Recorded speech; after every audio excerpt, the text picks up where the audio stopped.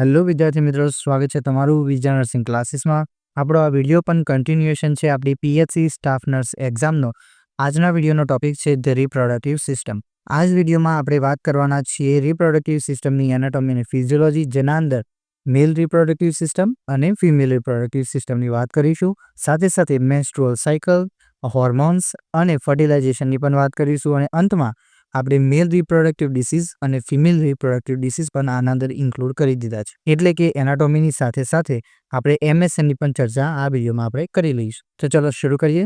સૌથી પહેલાં આપણે જોવાના છીએ રિપ્રોડક્ટિવ સિસ્ટમનું ઇન્ટ્રોડક્શન કંઈક આ પ્રમાણે છે: the biological system of sex organs working together for the reproduction. Simple મતલબ છે કે જે આપણી બાયોલોજિકલ સિસ્ટમ છે તે એકબીજા સાથે મળીને કામ કરે છે. શેના માટે? તો રિપ્રોડક્શન માટે. જેના અંદર ઇન્ક્લુડ થાય છે પ્રાઇમરી સેક્સ ઓર્ગન્સ, જેને આપણે ગોનાડ્સ તરીકે ઓળખીએ છીએ, જે મેલના અંદર ટેસ્ટિસ છે અને ફિમેલના અંદર ઓવરીઝ, કે જેના અંદરથી પ્રાઇમરી સેલ્સ પ્રોડ્યુસ થાય છે. બરાબર.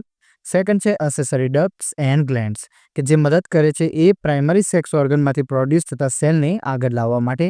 અને ત્યારબાદ છે એક્સટર્નલ જેનાઇટલ્સ, મતલબ કે એક્સટર્નલ ઓર્ગન્સ. ઇમ્પોર્ટન્ટ પોઈન્ટ એ છે કે it's controlled by endocrine system and influence by the nervous system.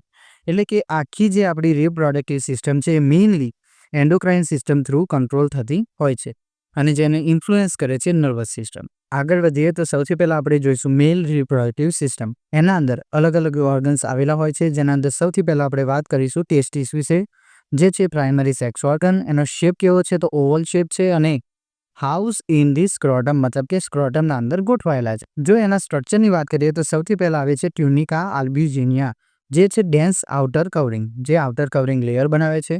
Second છે લોબ્યુલ્સ, કે જેના અંદર આવેલી છે સેમિનિફેરસ ટ્યુબ્યુલ્સ, જે કામ કરે છે સ્પર્મિટોજિનેસિસની સાઇટ માટે, મતલબ કે ત્યાં જગ્યા આપે છે સ્પર્મિટોજિનેસિસ થવા માટે.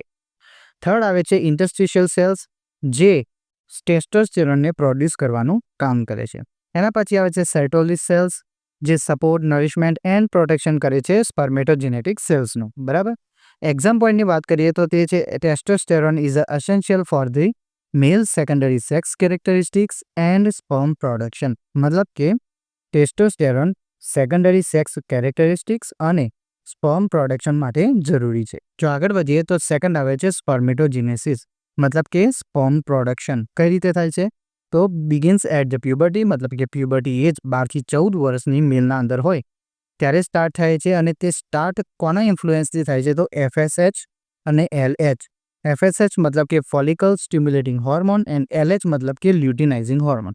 It tax the 64 to 72 days, મતલબ કે સ્પર્મેટોજિનેસિસ આખી પ્રોસેસ પૂરી થવા માટે 64 થી 72 દિવસ જેટલો ટાઈમ લાગે છે. કઈ રીતે થાય છે? તો એના અંદર મેનલી 3 પ્રોસેસ ઇન્વોલ્વ હોય છે. સૌથી પહેલાં છે મિટોસિસ, જેના અંદર સ્પર્મેટોગોનિયામાંથી પ્રાઇમરી સ્પર્મેટોસાઇટ બને છે. પછી પ્રાઇમરી સ્પર્મેટોસાઇટ્સ બન્યા બાદ મિયોસિસ 1 અને મિયોસિસ 2 જોવા મળે છે, જેનાથી સેકન્ડરી સ્પર્મેટોસાઇટ અને ત્યારબાદ સ્પર્મેટાઇટ્સ બને છે. હવે એ સ્પર્મેટાઇટ્સમાંથી મેચ્યોર સ્પર્મેટોઝોઆ બને છે સ્પર્મેટોજિનેસિસની પ્રોસેસ થ્રુ. તો આ 3 પ્રોસેસ મળીને સ્પર્મેટોગોનિયામાંથી મેચ્યોર સ્પર્મેટોઝોઆ બનાવે છે. ઇમ્પોર્ટન્ટ પોઈન્ટ એ છે કે spermatogenesis required the cooler environment. આપણી બોડી કરતાં 2 થી 3 અંશ સેલ્સિયસ જેટલું ટેમ્પરેચર બિલો, એટલે કે લો હોવું જોઈએ સ્પર્મેટોજિનેસિસની પ્રોસેસ થવા માટે, જે પ્રોવાઈડ કરે છે સ્ક્રોટમ. બરાબર. ત્યારબાદ આવે છે મેલ ડક્ટ સિસ્ટમ, મતલબ કે આપણે સ્પર્મેટોજિનેસિસની પ્રોસેસ જોઈ લીધી, સ્પર્મ પ્રોડક્શન જોઈ લીધું, પરંતુ એ સ્પર્મને બહાર લાવવા માટે જે ડક્ટ સિસ્ટમ કામ કરે છે તેના અંદર સૌથી પહેલાં છે એપિડિડામિસ, જે કોઇલ્ડ ટ્યુબ છે, મતલબ કે ગૂંચળાવાળી ટ્યુબ છે. અને એનું કામ છે મેચ્યુરેશન એન્ડ સ્ટોરેજ ઓફ સ્પર્મ, મતલબ કે ટેમ્પરરી સ્ટોરેજ કરે છે સ્પર્મનું. ત્યારબાદ ત્યાંથી સ્પર્મ આગળ વધીને પહોંચે છે વાસ ડેફરસ સુધી, જે મસ્ક્યુલર ડક્ટ છે અને સ્પર્મને ટ્રાન્સપોર્ટ કરે છે ઇજેક્યુલેશન માટે. ત્યારબાદ આવે છે ઇજેક્યુલેટરી ડક્ટ, જે વાસ ડેફરન્સ અને ડક્ટ ઓફ સેમિનલ વેસિકલ્સથી બનેલી હોય છે. ત્યારબાદ લાસ્ટમાં આવે છે યુરેથ્રા, જે ડ્યુઅલ ફંક્શન કરે છે. ત્યાંથી યુરિન પણ બોડીના બહાર નીકળે છે અને સિમેન પણ. બરાબર. ત્યારબાદ આવે છે એસેસરી ગ્લેન્ડ્સ, જેના અંદર આવે છે first seminal vesicle, which is 60% of the semen rich in fructose. બરાબર. સેકન્ડ આવે છે પ્રોસ્ટેટ ગ્લેન્ડ, જે સિક્રેટ કરે છે milky fluid with the enzyme adding the sperm motility. સ્પર્મને મોટાઇલ કરવા માટે પ્રોસ્ટેટ ગ્લેન્ડમાંથી મિલ્કી ફ્લુઇડ એન્ઝાઇમ સાથે રિલીઝ થતું હોય છે. થર્ડ આવે છે બલ્બોયુરેથ્રલ ગ્લેન્ડ, જેને બીજું કાઉપલર્સ ગ્લેન્ડ પણ કહેવામાં આવે છે, જે પ્રોવાઈડ કરે છે lubricants and neutralise acidic urine in urethra. બરાબર. સાથે સાથે આપણે પેનિસની વાત કરીશું, જે આઉટર પાર્ટ છે, જ્યાંથી ઇન્ટરકોર્સ કરવામાં આવે છે અને ત્યારબાદ ત્યાંથી જ ઇજેક્યુલેશન થાય છે. તો એના અંદર આવે છે ઇરેક્ટાઇલ ટિશ્યુ, જે પેનિસને ઇરેક્ટ કરવાનું કામ કરે છે, અને ગ્લેન્ડ્સ પેનિસ આવેલું છે, જે પેનિસનો ઉપરનો પાર્ટ મતલબ કે ટોચનો પાર્ટ કહેવાય છે, જેને કહેવાય છે ગ્લાન્સ પેનિસ. ત્યારબાદ આવે છે સ્ક્રોટમ. એની વાત આપણે ઓલરેડી કરી લીધી છે. Scrotum regulates the testicular temperature, મતલબ કે ટેસ્ટિસનું ટેમ્પરેચર રેગ્યુલેટ કરવામાં હેલ્પ કરે છે. ત્યારબાદ છે સેમેનનું કોમ્પોઝિશન, જેના અંદર આવે છે sperm plus seminal fluid. Volume કેટલું છે? 2 to 5 ml પર ઇજેક્યુલેશન, મતલબ કે એક ઇજેક્યુલેશનના ટાઈમે 2 થી 5 ml જેટલું સ્પર્મ બહાર આવતું હોય છે, જેના અંદર એપ્રોક્સ 300 મિલિયન જેટલા સ્પર્મ જોવા મળે છે. બરાબર. આ વાત થઈ ગઈ મેલ રિપ્રોડક્ટિવ સિસ્ટમની. હવે જોઈશું ફિમેલ રિપ્રોડક્ટિવ સિસ્ટમ, જેના અંદર સૌથી પહેલાં આવે છે ઓવરીઝ, જે આલ્મન્ડ શેપની જોવા મળે છે, અને paired organs near the lateral pelvic wall, મતલબ કે આજુબાજુમાં પેલ્વિક વોલના નિયર ગોઠવાયેલી હોય છે, લેટરલ સાઇડ. બરાબર. પછી એના ફંક્શનની વાત કરીએ તો સૌથી પહેલાં આવે છે ઓજીનેસિસની પ્રોસેસ, મતલબ કે production of ઓવમ. Production of ઓવમ, secretion of the oestrogen and progesterone. જો એના સ્ટેપ્સની વાત કરીએ તો ઓજીનેસિસની પ્રોસેસ મેઇનલી 5 સ્ટેપ્સમાં જોવા મળે છે, અને એક 6th સ્ટેપ છે કોર્પસ લ્યુટિયમનો. સૌથી પહેલાં આવે છે પ્રીમોડિયલ ફોલિકલ્સ, જે આગળ જતાં બને છે primary follicles. Primary follicles develop થઈને બને છે સેકન્ડરી ફોલિકલ. ત્યારબાદ ગ્રાફિયન ફોલિકલ્સ. ગ્રાફિયન ફોલિકલ્સ બાદ ઓવ્યુલેશન જોવા મળે છે, અને ત્યારબાદ જે કોર્પસ લ્યુટિયમ જે બાકી રહે છે તેનાથી પ્રોજેસ્ટેરોન પ્રોડ્યુસ થાય છે. બરાબર. જો હાઇલાઇટેડ પોઈન્ટની વાત કરીએ તો ovulation typically ઓકર્સ on the day 14th in the 28 days cycle, મતલબ કે જે મેન્સ્ટ્રુઅલ સાયકલ હોય છે એના 28 દિવસમાંથી 14મા દિવસે ઓવ્યુલેશન થતું જોવા મળે છે. પછી આગળ વધીએ તો સેકન્ડ આવે છે ફેલોપિયન ટ્યુબ, જેને યુટ્રાઇન ટ્યુબ પણ કહેવામાં આવે છે, જે એપ્રોક્સિમેટલી 10 થી 12 સેન્ટીમીટર જેટલી લોંગ છે અને ઓપન થાય છે પેરિટોનિયલ કેવિટીમાં. એને મોસ્ટલી 4 પાર્ટમાં ડિવાઈડ કરવામાં આવે છે. ફર્સ્ટ ઇન્ટરસ્ટિશિયલ, ઇન્ફન્ડિબ્યુલમ, એમ્પ્યુલા અને ઇસ્થમસ. ઇન્ટરસ્ટિશિયલ પાર્ટની વાત કરીએ તો connects the isthmus to the uterine cavity, મતલબ કે યુટ્રાઇન કેવિટી અને ઇસ્થમસને જોઈન્ટ કરવાનું કામ કરે છે. પછી વાત કરીએ ઇન્ફન્ડિબ્યુલમની તો ફિમ્બ્રિયસ વેબ ઓવા ઇન્ટ્યુટિંગ ટ્યુબ, મતલબ કે જે ફિમ્બ્રી લાઇક સ્ટ્રક્ચર છે અને ઓવમને મતલબ કે જે ઓવમ પ્રોડ્યુસ થાય છે તેને ટ્યુબમાં લાવવા માટે હેલ્પ કરે છે. ત્યારબાદ એમ્પ્યુલાની વાત કરીએ તો સાઇટ ઓફ ફર્ટિલાઇઝેશન, મતલબ કે સૌથી મોટો પાર્ટ છે અને ત્યાં જ ફર્ટિલાઇઝેશન થાય છે. ફર્ટિલાઇઝેશન શું છે આપણે આગળ જોઈશું. પછી જે ઇસ્થમસ, જે નેરો પાર્ટ છે અને યુટ્રસ સાથે કનેક્ટ થાય છે, મતલબ કે ઇન્ટરસ્ટિશિયલ પાર્ટ જોડે જે જોઈન્ટ થયેલ છે તે. It's a common site for the ectopic pregnancy. તો એમ્પ્યુલા. બરાબર. આ યાદ રાખવું કે એમ્પ્યુલા એ એક્ટોપિક પ્રેગ્નન્સી માટે કોમન સાઇટ છે, તે ચાન્સીસ વધારે છે એક્ટોપિક પ્રેગ્નન્સી થવાના. બરાબર. ચલો આગળ વધીએ તો ત્યારબાદ આવે છે યુટ્રસ. યુટ્રસની વાત કરીએ તો મોસ્ટ ઇમ્પોર્ટન્ટ ઓર્ગન છે, જેના અંદર પ્રેગ્નન્સી પછી બેબી ડેવલપ થતું હોય છે. જો યુટ્રસના શેપની વાત કરીએ તો એ પિયર શેપ્ડ મસ્ક્યુલર ઓર્ગન છે, located between the bladder and rectum. Bladder અને રેક્ટમના વચ્ચે ગોઠવાયેલું છે અને પિયર શેપ ઊંધા નાસપતિ આકારનું જોવા મળે છે. બરાબર. જો એના લેયર્સની વાત કરીએ તો 3 લેયર્સનું બનેલી હોય છે એની વોલ. એક છે એન્ડોમેટ્રિયમ, સેકન્ડ માયોમેટ્રિયમ, થર્ડ પેરીમેટ્રિયમ. એન્ડોમેટ્રિયમ સૌથી ઇનર લેયર છે, ફંક્શનલ અને બેઝલ લેયર છે, અને શેડ્સ ડ્યુરિંગ ધ મેન્સ્ટ્રુએશન, મતલબ કે મેન્સ્ટ્રુએશનના ટાઈમે એ વોલને શ્રેડિંગ થાય છે, તૂટે છે, અને જેના કારણે તમને બ્લીડિંગ જોવા મળે છે. સેકન્ડ લેયરની વાત કરીએ તો માયોમેટ્રિયમ છે, જે થીક અને સ્મૂથ મસલ્સ લેયર છે. થર્ડ છે પેરીમેટ્રિયમ, જે આઉટર સિરસ કવરિંગ લેયર બનાવતું હોય છે. જો ફંક્શનની વાત કરીએ તો મેઇન એના 3 ફંક્શન છે. એક છે મેન્સ્ટ્રુએશન, જે આપણે આગળ જોઈશું. સેકન્ડ છે support of the foetus during pregnancy, જે ફીટલ ડેવલપમેન્ટમાં હેલ્પ કરે છે. અને થર્ડ છે લેબર કોન્ટ્રાક્શન, એટલે કે ડિલિવરીના ટાઈમે લેબર કોન્ટ્રાક્શન માટે પણ યુટ્રસ મદદ કરે છે. પછી આગળ વધીએ તો બાકીના 3 ઓર્ગન જે છે એ છે સર્વિક્સ, વજાઇના અને એક્સટર્નલ ઓર્ગન્સ. સર્વિક્સની વાત કરીએ તો એ લોવર નેક ઓફ ધ યુટ્રસ છે, મતલબ કે યુટ્રસના સ્ટાર્ટનો પાર્ટ. સેકન્ડ છે વજાઇના, જેના અંદર આવે છે ફાઇબ્રોમસ્ક્યુલર કેનાલ છે, connect to the cervix to external genitals. એક કેનાલ ટાઈપની રચના છે જે સર્વિક્સ અને એક્સટર્નલ જેનાઇટલ્સને જોઈન્ટ કરે છે. ફંક્શનની વાત કરીએ તો ઇન્ટરકોર્સના ટાઈમે રિસેપ્શનનું કામ કરે છે, બર્થ કેનાલ તરીકે કામ કરે છે અને લાસ્ટ છે passage for the menstrual flow. Menstrual flow સમયે બ્લીડિંગ પણ વજાઇના થ્રુ થતું હોય છે. ત્યારબાદ આવે છે એક્સટર્નલ જેનાઇટલ ઓર્ગન્સ, જેને વલ્વા તરીકે ઓળખવામાં આવે છે, જેના અંદર અલગ અલગ ઓર્ગન્સ છે. સૌથી પહેલાં છે લેબિયા મેજોરા અને લેબિયા માઇનોરા, જેનું કામ છે એના નીચે આવેલા ઓર્ગન્સનું પ્રોટેક્શન કરવાનું, જેને લિપ્સ તરીકે ઓળખવામાં આવે છે. પછી છે ક્લિટોરિસ, જે હાઈલી સેન્સિટિવ પાર્ટ છે અને હોમોલોગસ ટુ પેનિસ, પેનિસના જેવું દેખાય છે. ત્યારબાદ આવે છે vestibular glands, opening of the યુરેથ્રામ, જ્યાંથી યુરિન પાસ આઉટ થાય છે, ઓપનિંગ ઓફ ધ વજાઇના, જેથી વજાઇના ઓપન થાય છે, અને ત્યારબાદ આવે છે બાર્થોલિયન્સ ગ્લેન્ડ, જે કામ કરે છે લ્યુબ્રિકેટ ધી વજાઇનલ ઓપનિંગનું. બરાબર, આ હતી વાત એનાટોમી એન્ડ ફિઝિયોલોજીની મેલ રિપ્રોડક્ટિવ સિસ્ટમ અને ફિમેલ રિપ્રોડક્ટિવ સિસ્ટમની. ત્યારબાદ એનો જ ઇમ્પોર્ટન્ટ પોઈન્ટ છે મેન્સ્ટ્રુઅલ સાયકલ, જેને આપણે શોર્ટમાં જોઈ લઈશું. એવરેજ સાયકલનો સમયગાળો છે 28 ડેઝનો, જેની રેન્જ 21 to 35 જેટલી જોવા મળે છે, જેને મોસ્ટલી 4 ફેઝમાં ડિવાઈડ કરવામાં આવે છે: menstrual phase, follicular phase, ovulation અને લ્યુટિયલ ફેઝ. જો મેન્સ્ટ્રુઅલ ફેઝની વાત કરીએ તો 1 થી 5 દિવસનું હોય છે, જેના અંદર શેડિંગ થાય છે એન્ડોમેટ્રિયલનું, જેના કારણે બ્લીડિંગ જોવા મળે છે. સેકન્ડ છે ફોલિક્યુલર ફેઝ, જે 6 થી 14 દિવસનો છે, અને એના અંદર ઇસ્ટ્રોજનનું રાઇઝ થાય છે, એટલે કે ઇસ્ટ્રોજનનું લેવલ અપ થાય છે અને ફોલિકલ્સ મેચ્યોર જોવા મળે. થર્ડ છે ઓવ્યુલેશન ફેઝ, જે 14મા દિવસે જોવા મળે છે, જેના અંદર એલેક્સ સર્જ એટલે કે લ્યુટિનાઇઝિંગ હોર્મોન હાઈ થાય છે અને ઓવમ રિલીઝ થાય છે. ફોર્થ છે લ્યુટિયલ ફેઝ, જે 15 થી 28 દિવસમાં જોવા મળે છે. એના અંદર કોર્પસ લ્યુટિયમ સિક્રેટ કરે છે પ્રોજેસ્ટેરોનને. Progesterone peaks during the luteal phase and support the endometrium. Menstrual cycle બાદ જે ઇમ્પોર્ટન્ટ પોઈન્ટ આવે છે તે છે ફર્ટિલાઇઝેશન. ફર્ટિલાઇઝેશનનો મતલબ છે union of the sperms and ovum. Ovum અને સ્પર્મ જ્યારે એક થાય છે તે બને છે ઝાયગોટ, જેને આપણે કહીએ છીએ ફર્ટિલાઇઝેશન. એ જોવા મળે છે એમ્પ્યુલા પાર્ટના અંદર, ફેલોપિયન ટ્યુબના, જે આપણે આગળ ઓલરેડી વાત કરી લીધી છે. ઝાયગોટમાં જ્યારે સેલ ડિવિઝન થાય છે તો ત્યારબાદ બને છે મોરુલા, અને મોરુલા બાદ બને છે બ્લાસ્ટોસાઇટ. ઇમ્પ્લાન્ટેશનની વાત કરીએ, મતલબ કે જ્યારે ફર્સ્ટ ફર્ટિલાઇઝેશન થાય છે અને ઝાયગોટ બને છે, તો એ ઇમ્પ્લાન્ટેશન થાય છે એન્ડોમેટ્રિયમમાં, જે 6 થી 10 દિવસ સુધી જોવા મળે છે. પ્લેસેન્ટા ક્યારે બને છે? તો 12 વીકે, મતલબ કે પ્રેગ્નન્સીના 12મા વીકે પ્લેસેન્ટા ફોર્મ થાય છે. પ્રોડ્યુસ થાય છે HCG, ઇસ્ટ્રોજન અને પ્રોજેસ્ટેરોન હોર્મોન્સ. બરાબર, આ ઇમ્પોર્ટન્ટ પોઈન્ટ છે, એક્ઝામમાં પૂછાઈ શકે છે કે પ્લેસેન્ટા ક્યારે પ્રોડ્યુસ થાય છે? તો વીક 12. બરાબર. ત્યારબાદ છે ફીડબેક મિકેનિઝમ. નેગેટિવ ફીડબેકની વાત કરીએ તો ઇસ્ટ્રોજન અથવા પ્રોજેસ્ટેરોન હોય તો એ સપ્રેસ કરે છે LSH અને LH. આ હોર્મોન છે FSH મતલબ કે ફોલિકલ સ્ટિમ્યુલેટિંગ હોર્મોન, અને LH મતલબ લ્યુટિનાઇઝિંગ હોર્મોન.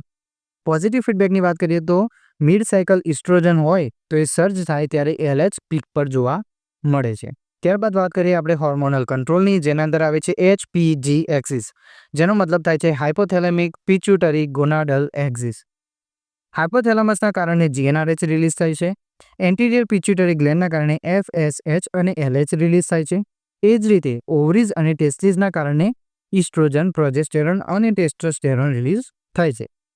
FSHના કારણે ફોલિકલ ગ્રોથ જોવા મળે છે, જે ઇમ્પોર્ટન્ટ છે ઓજીનેસિસના અંદર. સેમ LHના કારણે ઓવ્યુલેશન અને ટેસ્ટોસ્ટેરોન પણ પ્રોડ્યુસ થતું હોય છે.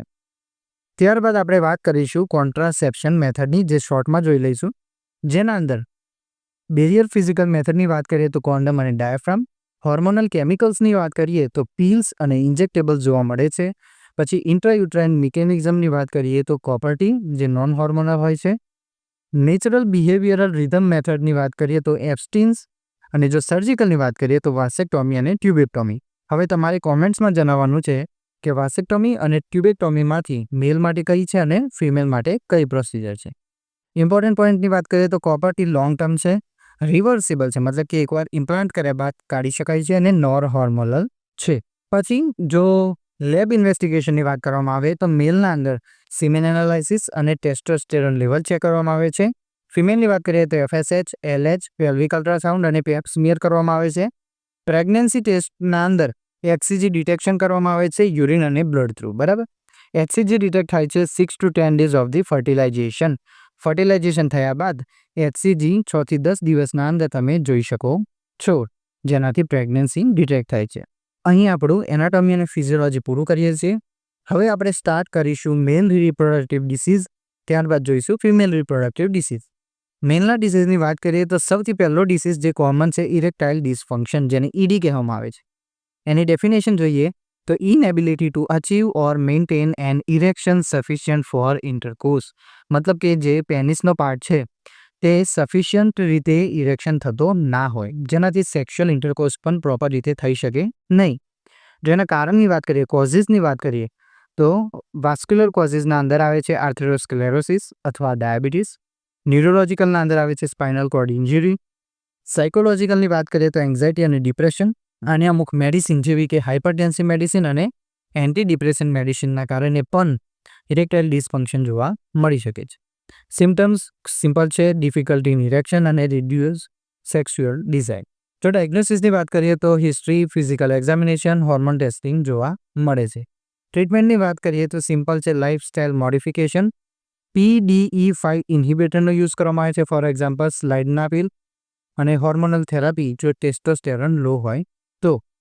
નર્સિંગ કન્સિડરેશનની વાત કરીએ તો એના અંદર આવે છે એડ્રેસ ધ ઇમોશનલ કન્સર્ટ, મતલબ કે જે તમારું પેશન્ટ છે તેનો ઇમોશનલ સ્ટેટ શું છે તે તમને ખ્યાલ હોવો જોઈએ. Educate on the lifestyle changes, અને સમજાવવાના છે લાઇફસ્ટાઇલ ચેન્જીસ માટે અને મેડિસિન યુઝ માટે.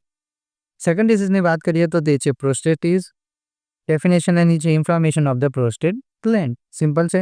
ટાઈપ્સ એના છે acute bacterial, chronic bacterial, chronic prostatitis અથવા ક્રોનિક પેલ્વિસ પેઇન સિન્ડ્રોમ. આ અલગ અલગ ટાઈપ્સ છે. કોઝિસની વાત કરીએ તો ઇકોલાઈ બેક્ટેરિયા, STI ઓર્ગેનિઝમ્સ અને યુરિનરી રિફ્લક્સ. એના સિમ્ટમ્સ છે ડાયસોરિયા, મતલબ કે ડિસ્કમ્ફર્ટ ઓર પેઇન ડ્યુરિંગ યુરિનેશન. પછી છે પેલ્વિક પેઇન, પેઇનફુલ ઇજેક્યુલેશન અને ફીવર એક્યુટ સમય માટે. બરાબર. ડાયગ્નોસિસના અંદર આવે છે DRE નો મતલબ થાય ડિજિટલ રેક્ટલ એક્ઝામિનેશન. પછી જે PSA લેવલ ચેક કરવામાં આવે છે અને યુરિન કલ્ચર કરવામાં આવે છે. ટ્રીટમેન્ટના અંદર આવે છે એન્ટીબાયોટિક્સ, આલ્ફા બ્લોકર્સ, NSAID જોવા મળે છે. નર્સિંગ કેરના અંદર monitor the urine output monitor કરવાનું છે. એન્કરેજ ફ્લુઇડ્સ, મતલબ કે એને વારંવાર ફ્લુઇડ પીવા માટે એન્કરેજ કરવાના છે. અને educate on the medical adherence, એટલે કે સમયસર મેડિસિન લેવા માટે પણ તમારે એમને સમજાવવાનું હોય છે. થર્ડ ડિસીઝ છે બિનાઇન પ્રોસ્ટેટ હાઇપરપ્લેઝિયા, જેને આપણે BPH તરીકે ઓળખીએ છીએ. આ મોસ્ટ કોમન ડિસીઝ છે. જો ડેફિનેશનની વાત કરીએ તો non cancerous enlargement of the prostate gland, common in aging men. મોટી ઉંમરના લોકોમાં કોમન જોવા મળે છે. શું છે તો નોન કેન્સરિયસ એન્લાર્જમેન્ટ છે પ્રોસ્ટેટ ગ્લેન્ડનું. જો પેથોફિઝિયોલોજીની વાત કરીએ તો શું થાય છે તો ઓવરગ્રોથ of the prostatic tissue. Prostate ગ્લેન્ડના ટિશ્યુનો ઓવરગ્રોથ થાય છે, જેના કારણે યુરેથ્રા કમ્પ્રેસ થાય છે અને યુરિનરી રિટેન્શન જોવા મળે છે.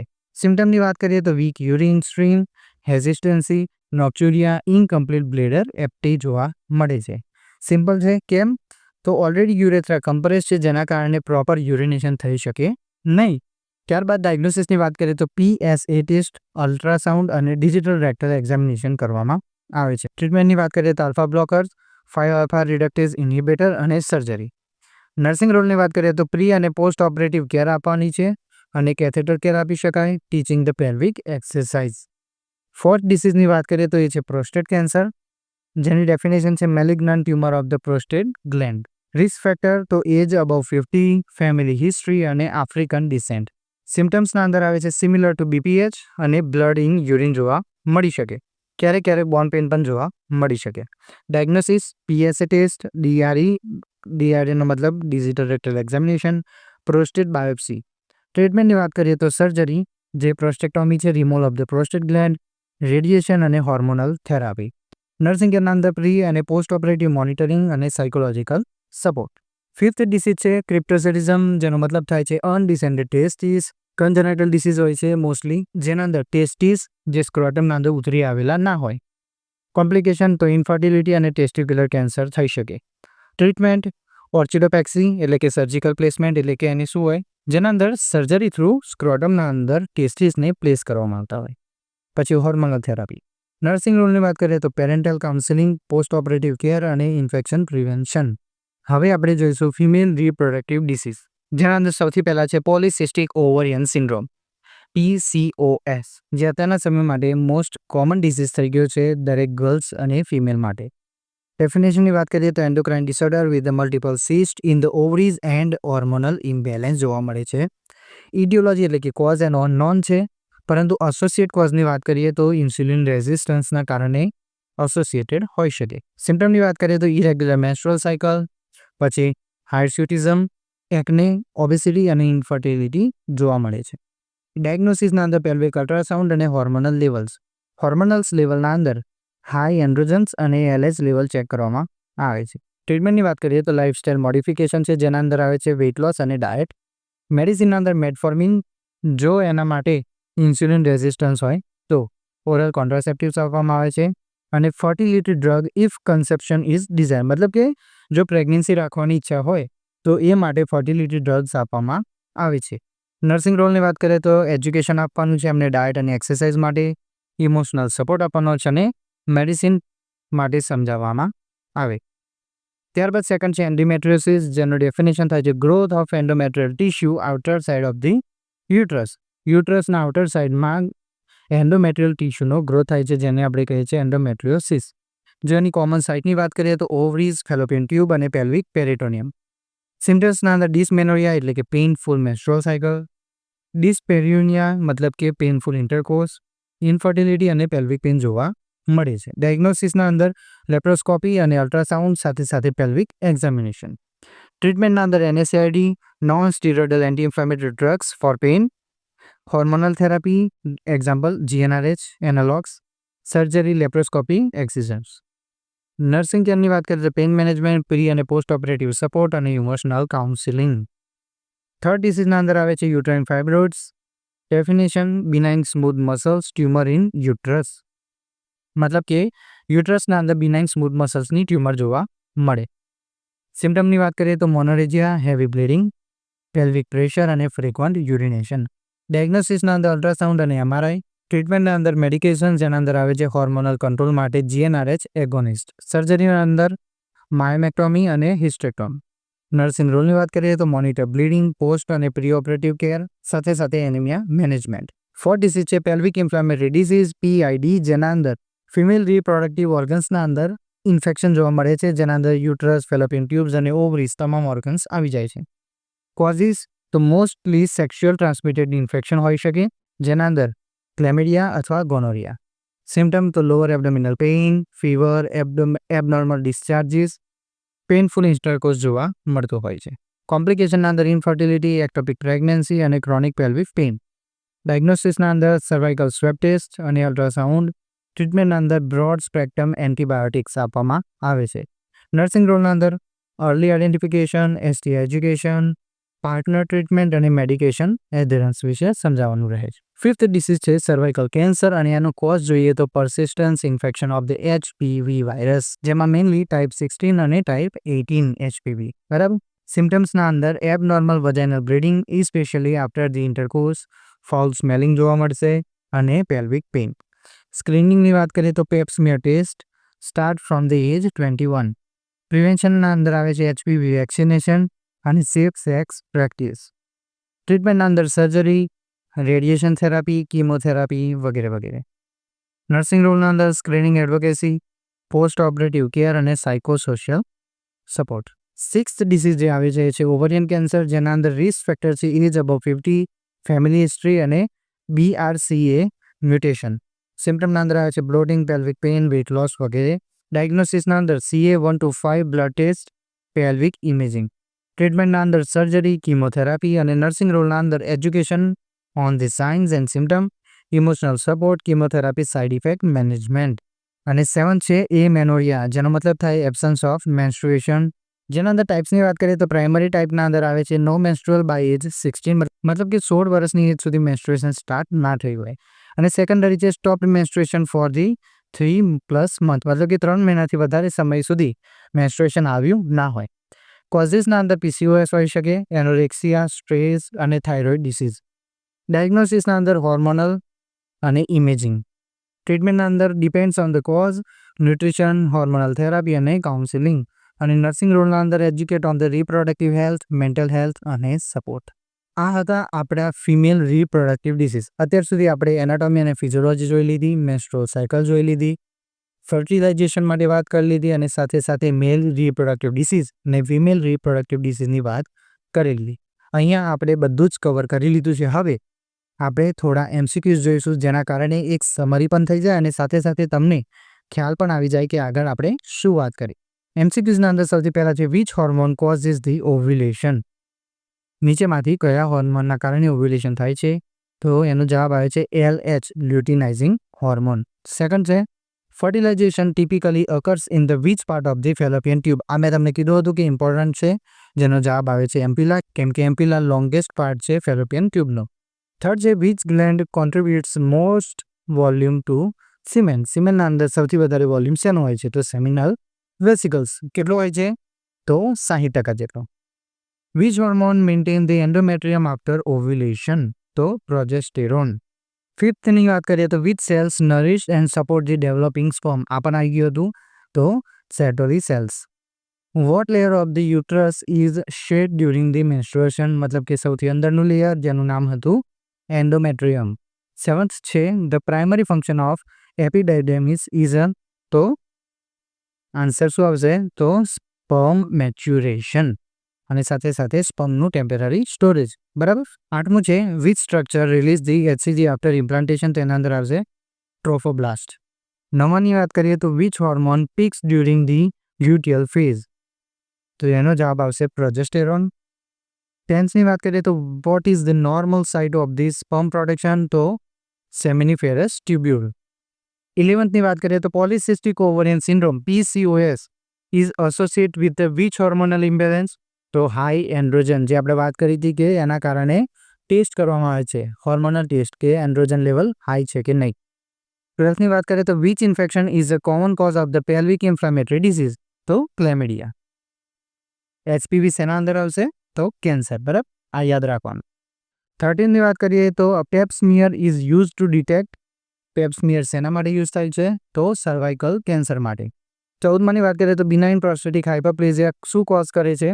તો યુરિનરી રિટેન્શન. કેમ? તો વાત કરીએ તે આપણે પ્રેશરના કારણે યુરેથ્રા ઉપર દબાણ આવે છે એટલે. 15માની વાત કરીએ તો એન્ડોમેટ્રિયોસિસ ટિપિકલી કોઝ વિચ સિમ્ટમ. તો સિવિયર મેન્સ્ટ્રુઅલ. બરાબર, જે આપણે ઓલરેડી વાત કરી દીધી છે. આ સાથે આપણે વિડીયોમાં આવતા તમામ ઇમ્પોર્ટન્ટ પોઈન્ટને કવર કરી લીધા છે. જો તમને વિડીયો ગમ્યો હોય તો વિડીયોને લાઇક કરો, શેર કરો તમારા મિત્રો સુધી, ચેનલને સબસ્ક્રાઈબ કરો અને સાથે સાથે તમે વધુ તૈયારી માટે અમારી એપ્લિકેશન પણ જોઈન કરી શકો છો. મળીએ આપણે નેક્સ્ટ વિડીયોમાં. ધન્યવાદ.